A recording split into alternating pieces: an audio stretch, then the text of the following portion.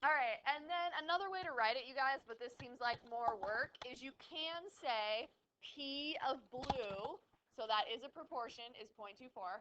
The probability of getting your oranges is 0.2, et cetera, and then your alternate is that at least 2 of the P's, they say PIs, are incorrect. How come at least 2, you guys? What do these all have to add to? 1. So if one of them is wrong, another one has to be wrong, right? So at least 2 are incorrect would be your alternate if you're writing it out as percentages, as P's. I mean, I feel like you're going to be more correct if you do it this way. The distribution is either correct or it's not correct. That seems easier than writing out all of those, okay? So again, they all have to add up to 1, so if 1's wrong, 2 are wrong. All right, the first thing we need to know how to do is find the expected counts, because we do this by the counts and not the proportions. So problem, Jerome's class collected data from a random sample of 60 M&M milk chocolate candies. Calculate the expected counts for each color and show your work. So we're going to calculate the expected counts. This guy did a random sample of 60 M&Ms. And so you would expect to see a certain number of blues, a certain number of whatever. Okay, assuming that the color distribution stated by Mars is true, 24% of all M&M milk chocolate candies produced are blue. So to find the first one, right, if 20% or 24% are blue, we do 60, that's how many he took out of the bag, times the probability that Mars claims is true, 24%, equals 14.4. So our expected count for blues would be 14.4, but he got 9, all right? And so for oranges, we want to find the expected counts. And so it's very similar to when we did N times P, all right? N is the number of our sample, so we have 60. And then we'd have to look at, well, what did they tell us was the expected for orange? So supposedly 20% in the bag are orange.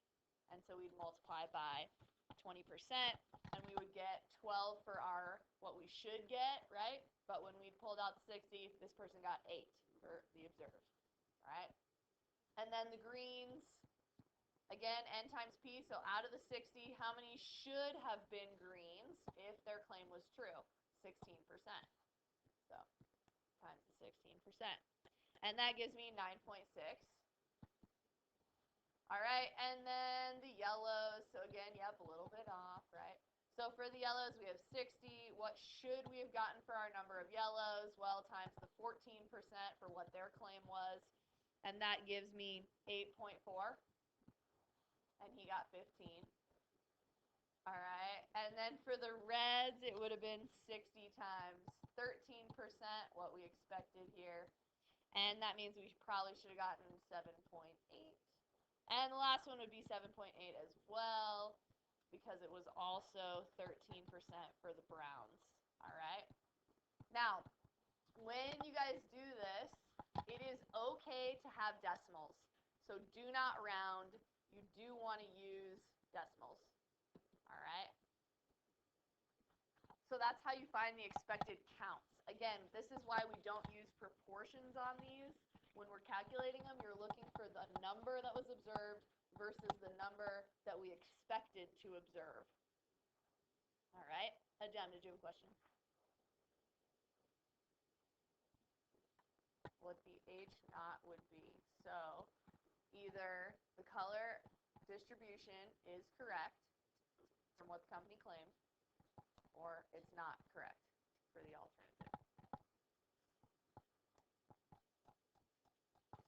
All right, so you will be expected to do expected counts. So here's a bar graph. You probably don't have to do that, but just to take a look at it, we're really trying to figure out how likely is it that differences this large or larger would occur just by chance in a random sample of size 60 from the population distribution claimed by Mars. And to answer this question, we need to calculate a test statistic, just like we did before, and then figure how far apart it is the observed and the expected counts are. So looking at the graph, which ones are the furthest? Just curious. Yeah, so the yellow and the blue are going to have the most influence, all right? Just so you know, if you're looking, you do want to kind of pay attention to that. All right, so test statistic. This is the same thing when we did P's. What was our test statistic? You guys should know. We did a ton of these. It's just called the Z thing. That's when we found the Z, right? When we do P's. And we do means, what do we use? T. This is the same thing we were doing before, but a different formula. Okay? Different formula. So this test statistic formula that you should write in your notes, chi-squared. So this sort of cursive-y capital X is called chi-squared. All right?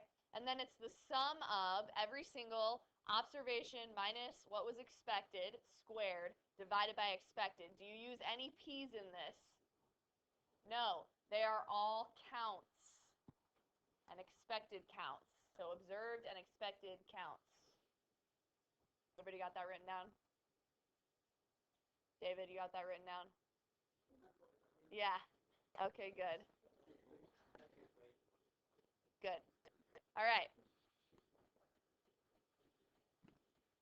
So we have all the expected. That's the first thing you have to do if they didn't find it for you.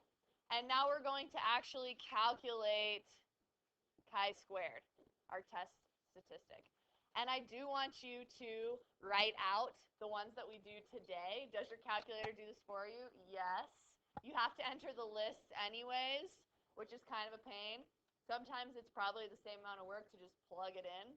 But anyways, we're going to write it all out for everything you do today, or at least start it and show me that you know how the formula works. So it's always observed minus expected squared divided by expected for each thing. So for the blues, it's going to be the observed minus what we expected to get divided by what we expected to get. Please write all these down in your notes. For the next one, it's 8 minus 12 squared divided by 12 plus, and we can keep going, 12 minus 9.6 squared divided by 9.6 plus 15 minus 8.4 squared divided by 8.4 plus 10 minus 7.8 squared divided by 7.8 plus the last one, 6 minus 7.8 divided by 7.8.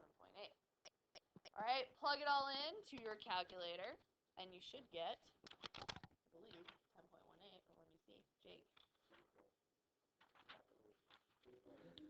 Or let me see, Jake.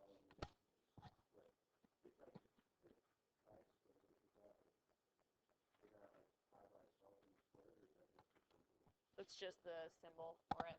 Yeah. So you don't have to like square root your answer or anything. Yeah, just a symbol for like a Z square or a T. Okay. All right, so this is called the test statistic.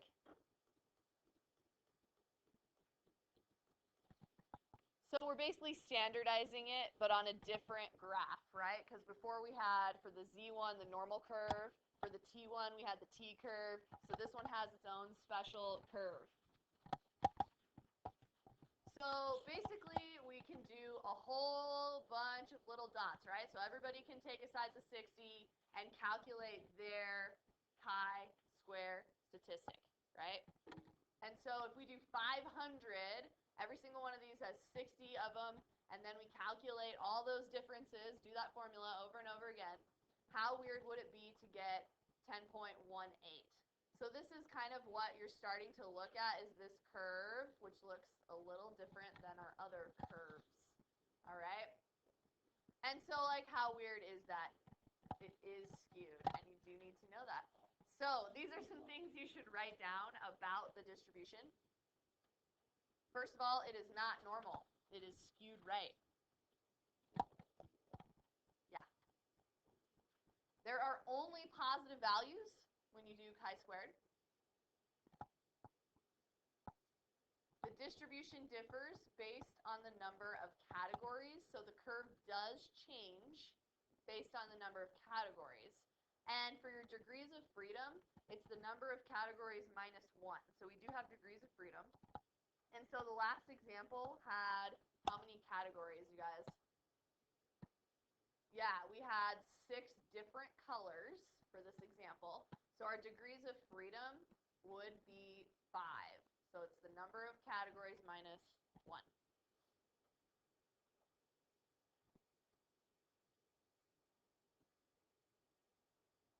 So if you have degrees of freedom 1, it definitely looks pretty weird. But then we start to get into skewed right. And the more we have, the more it does sort of become normal. All right, but typically skewed right.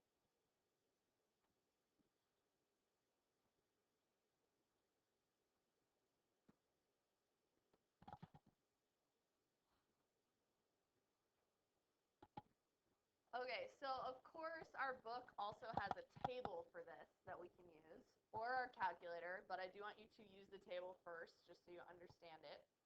So to get the p-value, right, so the p-value tells you the probability.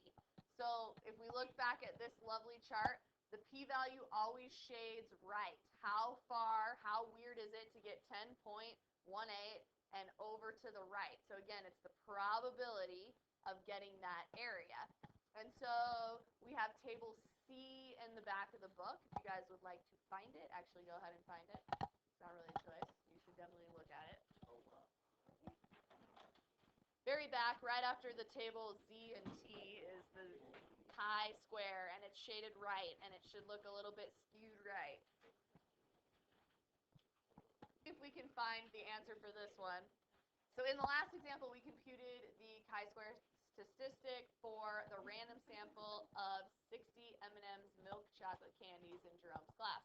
And we got 10.18. Now let's find the p-value. So because all the expected counts are at least 5, by the way, we are going to talk about this still. This is the only different condition for the chi-square test. What are our expected counts for means? What do we have to have normal? 30. And what are expected counts for proportions? 10. And so for the chi-squared test, it will be at least 5. Okay? So the chi-squared statistic will be modeled well by a chi-square distribution when the null is true. There are 6 color categories for M&M's milk chocolate, so degrees of freedom we just talked about is 5. The p-value, so we want to find that to get as large or larger than 10.18. So you guys go down to degrees of freedom 5 on the left and scroll across and try to scroll, whatever, with your finger to 10.18. It should be in between 2 numbers on the chart. Are you looking? So degrees of freedom 5, everybody point to what numbers 10.28 is in between. And then go across 10.28. in between 9.24 and 11.07, right? So what, now look up at the top. So what is the area for that? 0.1 and 0.05. So we would write that the other way because that would make more sense. So it's between 0.05 and 0.1. So it's from 5% to 10% of that graph. Oh, that's why the answers in the back have that. Yeah, they use the table sometimes. They're terrible. We don't use the table very often. All right, so you guys, if you're doing the whole test and it doesn't give you an alpha significance level, what level do we use? 5, yeah, 0.05. If you get between this, do you guys think you fail to reject the null or reject the null? You fail to reject, all right, because it's larger. It could be larger here, so you fail to reject, all right? And of course, we have our calculator to do this. So everyone go to menu.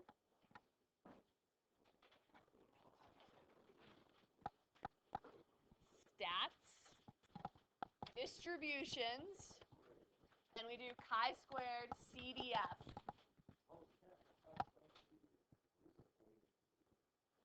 Bassan. We will do that one, I think. Oh, we need to learn the poisons. Yeah, it is. So the lower on this one, you guys.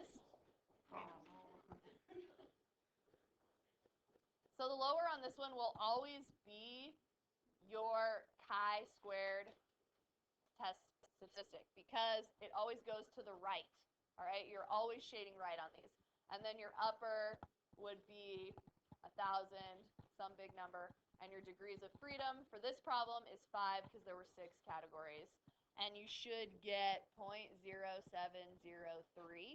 And so that matches what the book told us, which was between 0.05 and 0.1, but it's a little more exact. And so we would still fail to reject the null. Make sense? At the 5% level. If we were at the 10% level, we could reject the null. Okay? All right. And of course, our calculator does the whole thing for us, but I do want to show you what you have to do. So let's see. If I just want to find the test statistic, I think it's under distributions. Maybe someone can find it for me, and it's like GOF. Maybe not. No.